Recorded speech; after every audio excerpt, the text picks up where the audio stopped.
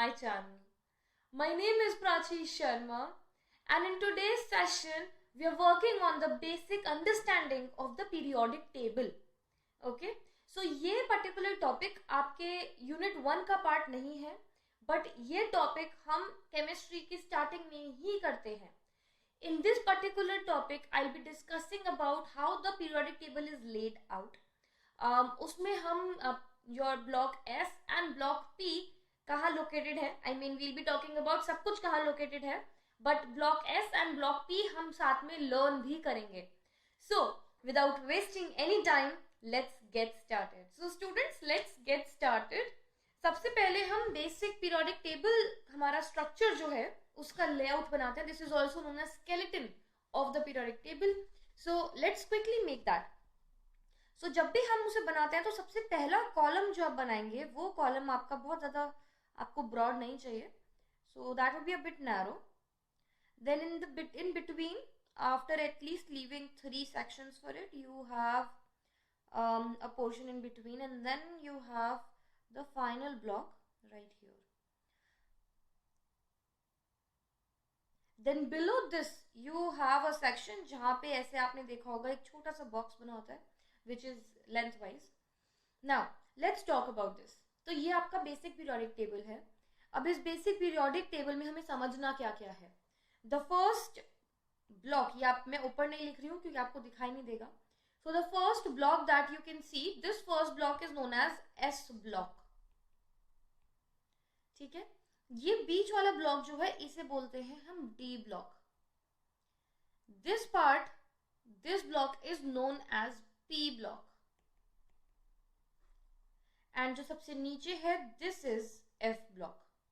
अब समझते हैं कि इन नामों का मतलब क्या है. What is P block, D block, SP, D, F blocks, ये है क्या क्या.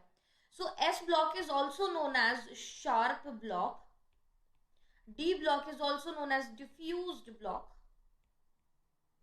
और P for principal and F for fundamental. ठीक है, ये आपको समझ में आया. अब आपको पता है कि एटम्स होते हैं. ठीक है, हर चीज ध्यान से सुनिएगा. मैं कुछ बता रही हूँ तो उसके पीछे कोई कारण है, कुछ मैं रिलेट करना चाह रही हूँ इसलिए बता रही हूँ. So when we talk about atoms, तो एटम्स के अंदर हमारे क्या क्या सब पार्टिकल्स होते हैं.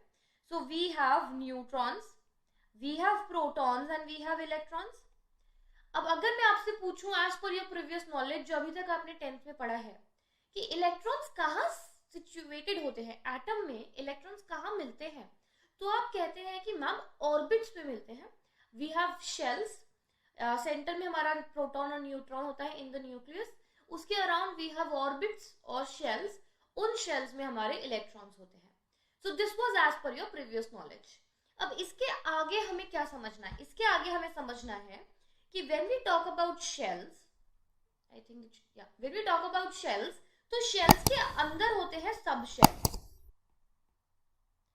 इसके अंदर होते हैं ऑर्बिटल्स, और ऑर्बिटल्स के अंदर होता है आपका इलेक्ट्रॉन.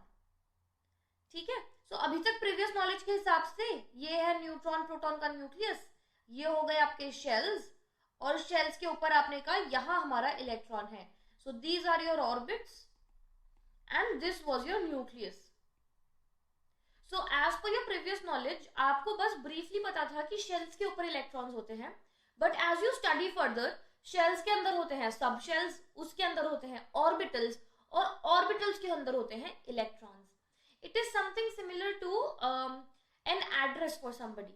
मतलब कि आप अर्थ पे रहते हैं, अर्थ के अंदर आप कौन से देश में रहते हैं, फिर देश के अंदर आप कौन से शहर में रहते हैं, स्टेट में रहते हैं, फिर शहर में रहते हैं, फिर कौन से मोहल्ले में रहते हैं, फिर कौन से घर में रहते हैं, और कौन सा रूम है आपका. So as you go about, so ऐसे हम एग्जैक्ट लोकेशन पे पहुंचते हैं, या फिर आप कह सकते हैं the highest probability of finding you in your house is your room. Majority of the times बच्चे अपने रूम में होते हैं, या फिर आप कह सकते हैं अपना हाउस आप कंप्लीटली कंसिडर कर सकते हैं. So the maximum chances of finding you will be your house. So that is how this is also drafted. The maximum chances of finding an electron in a shell is in the orbital. Shells के अंदर सब shells, उसके अंदर orbitals. ये जो हमारे orbitals होते हैं, let me right that for you, ये जो हमारे शेल्स हैं इसको हम स्मॉल एन से डिनोट करते हैं, यही करते थे हम अभी तक बचपन में। सो स्मॉल एन से आपने डिनोट किया, और शेल्स के हमारे नाम क्या होते हैं, के एल एम एन। ठीक है, अब जो हमारा एन है, के है इट्स नंबर 1, एल को हम 2 बोलते हैं, एम को 3 और एन को 4। करेक्ट, ये आपकी 3 वैल्यूज थी। अब व्हेन आई टॉक अबाउट सब शेल्स, तो सब शेल्स में आपको आपके जो ऑर्बिटल्स के नाम होते हैं, पहले ऑर्बिटल्स के नाम देख लेते हैं। ऑर्बिटल्स के नाम होते हैं एस पी डी एफ। ठीक है, वही नाम, अभी सिर्फ मैं आपको ब्रीफ बता रही हूँ, मैं डिटेल में नहीं बता रही, डिटेल में मैं एटॉमिक स्ट्रक्चर में पढ़ाऊंगी आपको। सो सिर्फ ब्रीफ समझिए, जस्ट एन ओवरऑल अंडरस्टैंडिंग। जो ऑर्बिटल्स होते हैं उनके नाम होते हैं S P D F. They are the same names जो आपके पीरियोडिक टेबल में है, एस पी डी एफ। जब हम एसपीडीएफ की बात करते हैं, so for example your on sub shells, so जो नंबर 1 है, जो आपका K1 है, तो उसके अंडर एक सब शेल आएगा, तो that means S sub shell आएगा। जो 2 है उसके अंदर एस और पी आएंगे, जो 3 है उसके अंदर एस पी डी, और जो 4 है एस पी डी एफ। और आप सीक्वेंस नहीं चेंज कर सकते, एसपीडीएफ इसी सीक्वेंस में होते हैं। ठीक है, सो अगर आप फर्स्ट शेल पे है तो आपका सिर्फ एक सब शेल होगा, that is S sub shell. जो आपका एल है उसके अंदर 2 सब शेल्स होंगे क्योंकि वो सेकंड शेल है, 3 में 3 और 4th में 4। ठीक है, so this is how your sub shells are categorised. अब इसके आगे ऑर्बिटल्स के अंदर अगर हम देखें, ऑर्बिटल्स जिसके अंदर हमें इलेक्ट्रॉन मिलता है। ठीक है, अब आपको समझ में आ रहा है, एक हो गया शेल। अब शेल डिपेंडिंग ऑन कि वो आपके न्यूक्लियस के कितना पास है, उसके अकॉर्डिंगली आपके सब शेल्स होते हैं। ठीक है, सब शेल्स इज नथिंग लाइक, आप ऐसा समझ लीजिए कि एक शहर के आपके मोहल्ले की गलियां हैं, so it's like more getting closer to your house, so वो हो गए आपके सब शेल्स। ठीक है, सो उसके बाद जब हम बात करते हैं ऑर्बिटल्स, और ऑर्बिटल्स के अंदर हमें मिलता है इलेक्ट्रॉन। सो ऑर्बिटल्स को हम कैसे डिफाइन करेंगे, ऑर्बिटल्स को हम डिफाइन कर सकते हैं the region where the probability to find the electron is maximum. ठीक है, स्टूडेंट्स एक बात याद रखना कि पूरे पीरियोडिक टेबल का रट्टा मारने से पहले बहुत सारे स्टूडेंट्स का रट्टा मारते हैं, बस वो याद करने से पहले आपको बेसिक अंडरस्टैंडिंग बहुत इंपॉर्टेंट है पीरियोडिक टेबल की, कि कहाँ पे क्या लाई करता है, उसकी क्या इंपॉर्टेंस है और ऐसा क्यों है। अगर आप पीरियोडिक टेबल का बेसिक स्केलेटन या बेसिक स्ट्रक्चर समझ पाते हैं और उसके बाद याद करते हैं, तो वो ज्यादा बेटर है, ज्यादा नॉलेजेबल है, रादर देन कि आपने याद तो कर लिया पर यू हैव नो आइडिया कि कौन से इलेक्ट्रॉन्स कहाँ लाई करते हैं और क्यों लाई करते हैं। ठीक है, so depending on the orbitals, depending on the sub shells, S P D F, यही आपके पीरियोडिक टेबल में डिवाइडेड है। ठीक है, एस पी डी एफ, आपके शेल्स के नाम से ही पीरियोडिक टेबल के स्ट्रक्चर में ये नाम आए हैं। Now when we talk about nodes, so आपने ये पढ़ा होगा, so I have 2 things, I have one is orbitals, another is node. So as orbitals, उसकी definition ये रही, it is the region in which the probability to find the electron is maximum. उसी के accordingly उसका opposite होता है node. It is the region no electrons are found. ठीक है, तो ये हो गए आपके ऑर्बिटल्स और नोड का डिफरेंस। अब इसके बाद हम समझते हैं एस ब्लॉक में क्या क्या होता है। एस ब्लॉक आपको समझ में आया होगा, that was the first block, ये फर्स्ट सेक्शन जो था आपका एस ब्लॉक होता है। सो एस ब्लॉक को समझते हैं। सो एस ब्लॉक में अगर आपने ध्यान दिया हो, अगर आपके पास पीरियोडिक टेबल ओपन हो, अपनी बुक खोल के रख सकते हैं आप। सो इसमें ऐसे 2 सेक्शंस होते हैं, ठीक है। So this is what, first let's understand that आपके 2 ग्रुप्स हैं, ग्रुप 1, ग्रुप 2, ठीक है। और आपके साइड पे पीरियड्स चल रहे हैं, so these are your periods.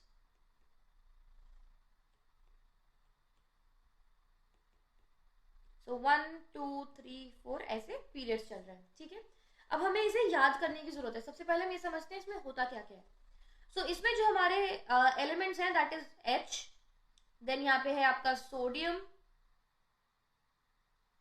Sorry lithium, sodium, lithium, sodium, potassium, rubidium, caesium, francium, ठीक है।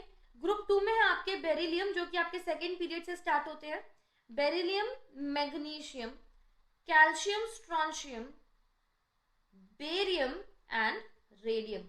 अब इन्हें समझते हैं ये है क्या क्या, ये आपको याद कैसे करना है। अभी हम सिर्फ याद करने पे फोकस कर रहे हैं। सबसे पहला आप क्या आ गया, हाइड्रोजन।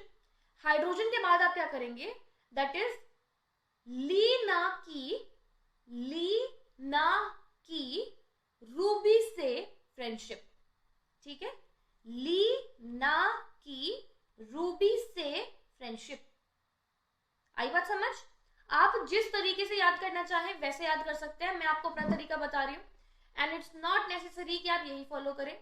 बेसिक कॉन्सेप्ट आपको याद होना चाहिए, जैसे मर्जी आप याद करें, ठीक है। So let's write that first group, Li, सबसे पहले आ गया हाइड्रोजन, फिर ली ना की रूबी से फ्रेंडशिप, ठीक है। अभी सिर्फ सिंबल्स पे फोकस करना, क्योंकि नाम तो आपको बाद में याद हो ही जाते हैं, नाम ज्यादा डिफिकल्ट नहीं है याद करना। आपको अभी जो याद करना है, आपको लोकेशन याद करनी है, एग्जैक्टली कहाँ पे क्या लोकेटेड है, ठीक है। ये हो गया आपका फर्स्ट वाला। आपका जो ग्रुप 2 है, ग्रुप 2 पे आते हैं। अब ग्रुप 2 में हम क्या है, हमारे पास है beryllium, magnesium, calcium, strontium, barium and radium. So इसे हम कैसे याद करते हैं, सो इसके लिए जो हमारी लाइन चलती है दैट इज बिना मैगी के, सो बिना मैगी के 12:30, दैट मीन्स इसका जो ऐसे आप याद कर सकते हैं, दैट इज कि अगर आपको मैगी खाने को ना मिले जब आपका मन कर रहा है, so that irritates you and आपके 12 बज जाते हैं, 12:30 बज जाते हैं, ठीक है। So that is how you can remember it. So बिना मैगी के 12:30, ठीक है। सो लेट्स राइट दैट, बिना मैगी के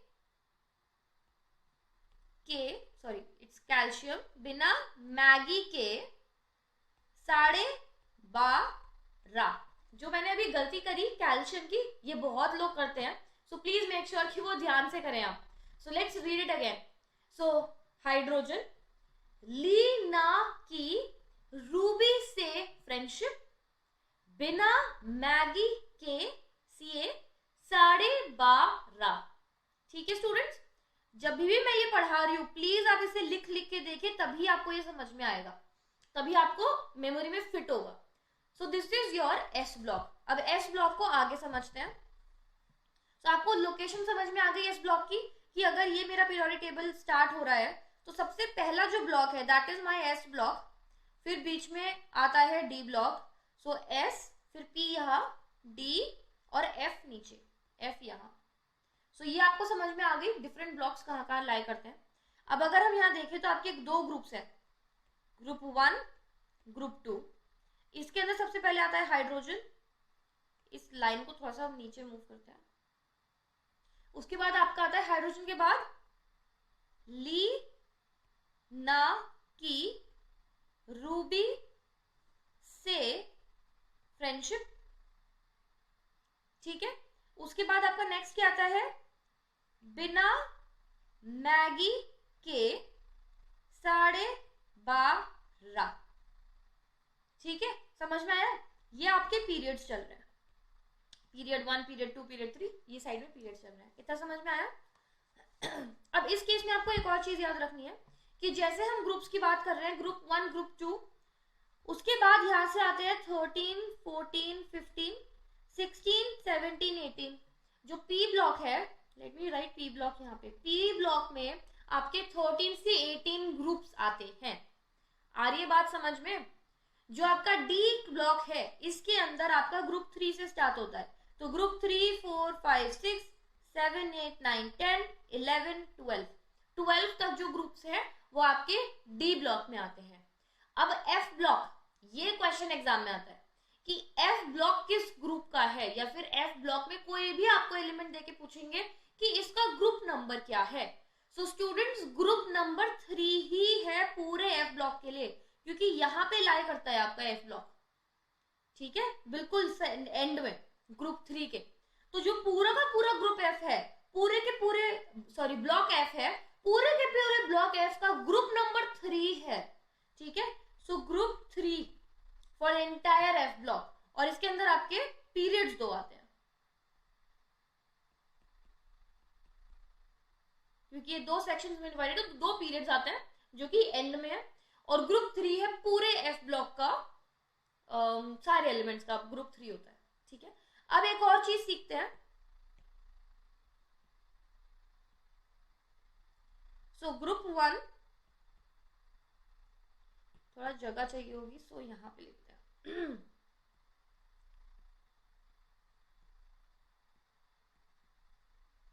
ग्रुप 1, ग्रुप 2। तो स्टूडेंट्स, अभी हम एस ब्लॉक की ही बात कर रहे हैं, ग्रुप 1 एंड ग्रुप 2।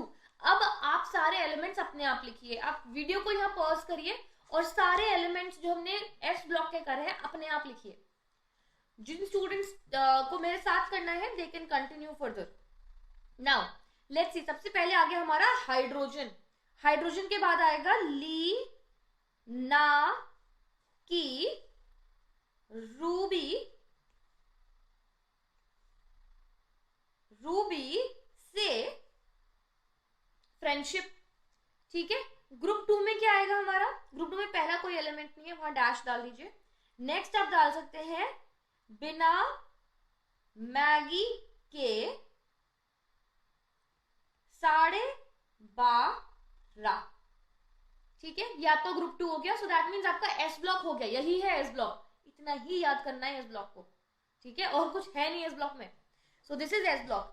अब इस एस ब्लॉक में हमें क्या समझना है, अब हमें समझना है इलेक्ट्रॉनिक कॉन्फ़िगरेशन, ठीक है। अब हाइड्रोजन का है आपका एटॉमिक नंबर 1, तो आप इसे कैसे लिखते थे, आप इसे लिखते थे जस्ट 1। फिर लिथियम का क्या होता है, लिथियम का होता है 3, सो दिस इज 2,1। उसके बाद आता है sodium, sodium is what 11, so that is 281, ठीक है। अभी तक हमने कोई पैटर्न पे ध्यान नहीं दिया था, बट अब आप पैटर्न पे ध्यान देंगे। मैं आपको जो भी सिखा रही हूँ ये बहुत इंपॉर्टेंट है, क्योंकि इससे आपकी बहुत सारे टाइप के क्वेश्चंस इजीली सॉल्व हो जाते हैं। आपको इजीली समझ में आ जाता है कि इलेक्ट्रॉनिक कॉन्फ़िगरेशन कितनी होनी चाहिए बेस्ड अपॉन कि जो आपका एलिमेंट जिसे आप यूज कर रहे हैं वो कहाँ लोकेटेड है। Okay, so let's move on. So अब इसके बाद क्या होगा, पोटेशियम। आपको पोटेशियम भी आता है। पोटेशियम का क्या होता है, दैट इज 2881। अगर इसे हम ऐड अप करके देखें तो पोटेशियम का आपका एटॉमिक नंबर क्या हुआ, एटॉमिक नंबर हुआ 19, ठीक है। अब आगे चलते हैं, यहां तक कि इतनी इलेक्ट्रॉनिक कॉन्फ़िगरेशन पोटेशियम तक आपको आती थी, ठीक है। इसके आगे कैसे होगा, सो आप बस एक कॉन्सेप्ट याद करिए। फॉर एग्जाम्पल 2881, जब भी 2 कॉमन नंबर आ गए, 88 आ गया, तो बीच में आप डाल दीजिए 18। तो अब नेक्स्ट की हो गई 2881, ठीक है। इसके बाद नेक्स्ट हो जाएगी 2881, ठीक है। अब 2 18 आ गए, अब जैसे ही 2 18 आ गए इसके बीच में आप डालेंगे 32। सो इसका लास्ट वाली क्या क्या हो गया, 2818, 3218, 81। आ रही है बात समझ। अब नेक्स्ट आते हैं बेरिलियम, और इस वाले ग्रुप का आप अपने आप ट्राई कर सकते हैं, देन आप मैच कर सकते हैं। So when we come on beryllium, beryllium का आपको पता होगा दैट इज 2,2। फिर मैग्नीशियम का भी आपको पता होगा 282, कैल्शियम का भी आपको पता होगा दैट इज 2882। ये सब पिछली इंफॉर्मेशन के हिसाब से आपको आते थे। अब इसके आगे कैसे करना है, सेम कॉन्सेप्ट जो ग्रुप 1 में फॉलो करा है। That is 2 8 18 8 2। जब 2 8 आ गए तो बीच में आपने 18 डाल दिया, उसके बाद आएगा 2 8 18 18 8 2 और लास्ट में अब 2 18 आ गए, बीच में डाल दीजिए 32। सो 2 8 18 32 18 8 2। ठीक है, अब जब आपको इलेक्ट्रॉनिक कॉन्फ़िगरेशन आ गई है तो एटॉमिक नंबर तो आप खुद ही निकाल लेंगे। एटॉमिक नंबर कैसे निकालेंगे, इन्हें ऐड अप कर दीजिए, वो आपका एटॉमिक नंबर है।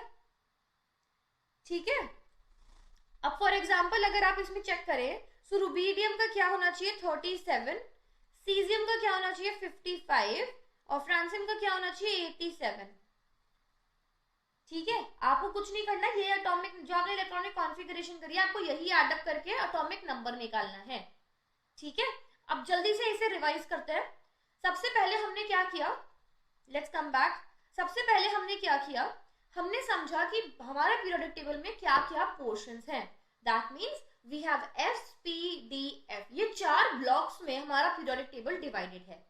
अब इन 4 ब्लॉक्स के नाम कहां से आए, so when we talk about atoms, तो एटम्स के अंदर होते हैं शेल्स, शेल्स के अंदर होते हैं सब शेल्स और उसके अंदर होते हैं ऑर्बिटल्स। ऑर्बिटल्स के नाम क्या क्या है, एस पी डी एफ, और इन ऑर्बिटल्स के अंदर हमारा इलेक्ट्रॉन पाया जाता है। ठीक है, अब इसके आगे क्या हुआ, जब हमने शेल्स की बात करी तो शेल्स की नंबरिंग डाली हमने KLMN। ठीक है, नाम डाला और नंबरिंग डाली 1 2 3 4। जब हमने पहले नंबर के अंदर देखा दैट इज n equals 1, तो एक सब शेल था। When we had L equals 2, that is number 2, तो हमारे 2 सब शेल्स थे। जब आ गए हम शेल नंबर 3 पे तो उसके अंदर 3 सब शेल्स और 4 के अंदर 4। ठीक है, और इन्हीं सब शेल्स का नाम है SPDF।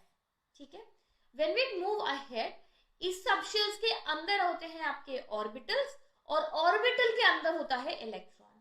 So when we talk about orbital, the region where the probability of finding an electron is the highest, that is what an orbital is. एक हमने डिफरेंस किया था कि एक होता है ऑर्बिटल, एक होता है node. So node is the region जहां कोई इलेक्ट्रॉन एग्जिस्ट नहीं करता है। ठीक है, वहां चांस नहीं होता, वहां कोई इलेक्ट्रॉन एग्जिस्ट नहीं करता। So those are nodes. अब इसके आगे चलते हैं। इसके आगे हमने एस ब्लॉक में जो एलिमेंट्स हैं और उन्हें याद कैसे करना है वो डिस्कस किया। सो एस ब्लॉक में हो गए हमारे 2 ग्रुप्स और उसके बाद हो गए 1 2 3 4 करके पीरियड्स ऑन द साइड। ठीक है, जब हमने ग्रुप 1 की बात करी तो उसे हमने याद कैसे किया, सबसे पहले हो गया हाइड्रोजन, उसे सबसे ऊपर रख दिया। उसके बाद हमने नीचे के एलिमेंट्स याद करे, आप मेरे साथ बोल सकते हैं, दैट इज ली ना की रूबी से फ्रेंडशिप। ठीक है, और अब जब आपने बोला है तो एक बार साइड पे जल्दी से लिख के देख लीजिए।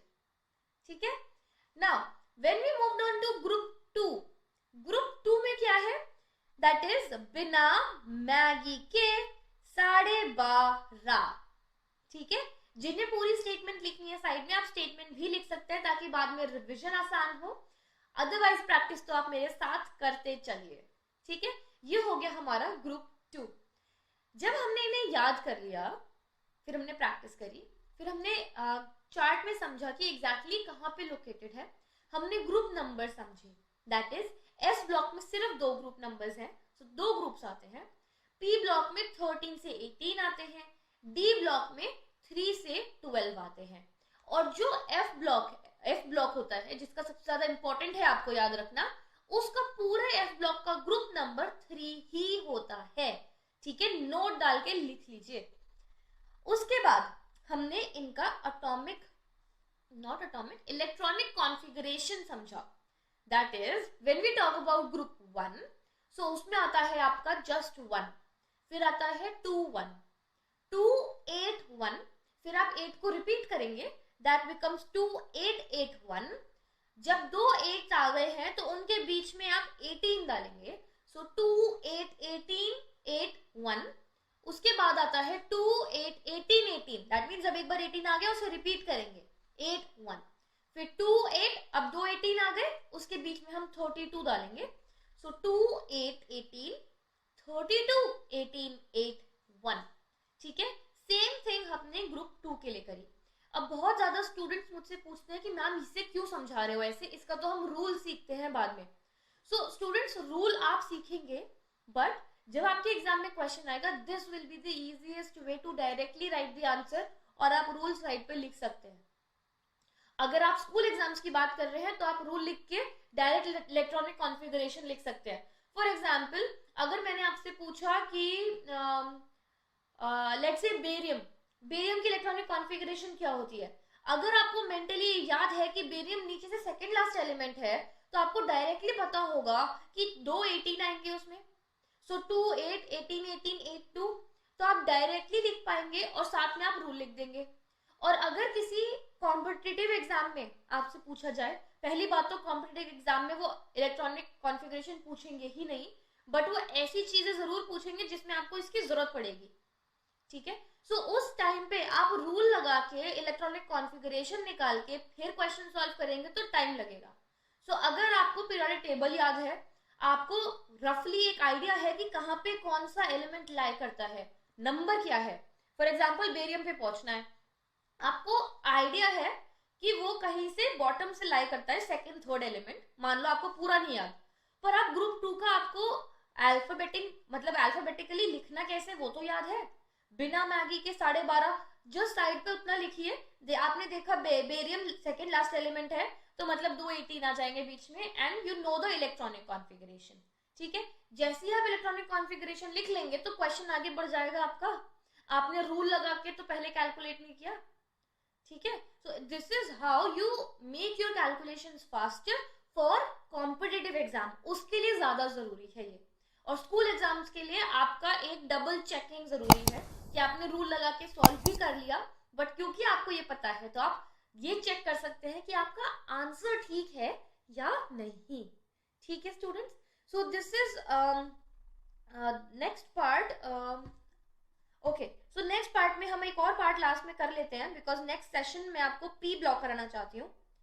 सो इसके नेक्स्ट पार्ट में हमने एक और चीज क्या पढ़ी कि when we talk about an element, या हम जब किसी एटम की बात करते हैं, तो उसका जो लास्ट इलेक्ट्रॉन है, last electron outermost shell का लास्ट इलेक्ट्रॉन, वो कौन से सब शेल में लाई करता है, वो सब शेल उस पर्टिकुलर एलिमेंट का ब्लॉक डिसाइड करता है। ये नहीं बताया मैंने आपको अभी तक, क्योंकि मैंने आपको ये तो बता दिया कि सब शेल्स हैं एस पी डी एफ, पर कहाँ पे कौन से एलिमेंट्स लाई कर रहे हैं और क्यों लाई कर रहे हैं वो नहीं बताया। तो अगर हमारे इतने सारे एलिमेंट्स एस ब्लॉक में हैं, इसमें तो एसपीडीएफ सब एग्जिस्ट करता है, पर ये क्यों एस ब्लॉक में है? ये इसलिए एस ब्लॉक में है क्योंकि जो इनका आउटर मोस्ट इलेक्ट्रॉन है वो एस ब्लॉक में लाई करता है। अगर आप देखें तो आउटर मोस्ट इलेक्ट्रॉन 1 है, ठीक है, और इस सेकेंड ग्रुप में 2 है। तो जब आउटर मोस्ट मतलब लास्ट इलेक्ट्रॉन आपका एस ब्लॉक में लाई करता है, सॉरी एस सबशेल में लाई करता है, तो वो सारे एलिमेंट्स आपके एस ब्लॉक में आते हैं। ठीक है, सो एलिमेंट में जब आपका एटम है तो एटम का जो लास्ट इलेक्ट्रॉन है, अगर वो लास्ट इलेक्ट्रॉन एस सबशेल में लाई करता है, तो जो भी एस सबशेल में लाई करेंगे तो these elements, all these elements will be a part of S block. आई बात समझ? So this is how your S block is identified. अब इसके आगे मुझे आपको डायरेक्टली पी ब्लॉक कराना है, so that will be all for today's session. So students, this is it for today's session. अब बहुत सारे स्टूडेंट्स ये भी पूछते हैं कि मैम हमने पीरियोडिक टेबल एज यूनिट 1 का पार्ट क्यों करा, हम जब डायरेक्टली एटॉमिक स्ट्रक्चर पढ़ते या पीरियोडिक प्रॉपर्टीज पढ़ते हम तब समझ सकते थे। सो स्टूडेंट्स, क्या होता है कि तब आपको इतनी सारी डिटेल्स एक साथ दी जाती हैं कि जो बेसिक अंडरस्टैंडिंग है पीरियोडिक टेबल की वो आप मिस कर जाते हो। सो इसलिए इट्स इंपॉर्टेंट कि आप अभी ये एक बेसिक अंडरस्टैंडिंग ले before we start those chapters in detail. उन चैप्टर्स में जब मैं आपको और चीजें बताऊंगी it becomes overwhelming as there is too much information. So आप स्टेप वाइज चलिए, trust my process that whatever I am asking you to do today will have an impact for the future. And definitely जो भी मैं shortcuts and tricks आपको बताती हूँ, they are extremely important for your competitive exams. So that would be all for today, and we'll catch up in the next session in which we'll start working with the P block. But when we start with P block, आपको S block याद होना चाहिए, because that is what we'll take a quick recap of and then continue with the P block.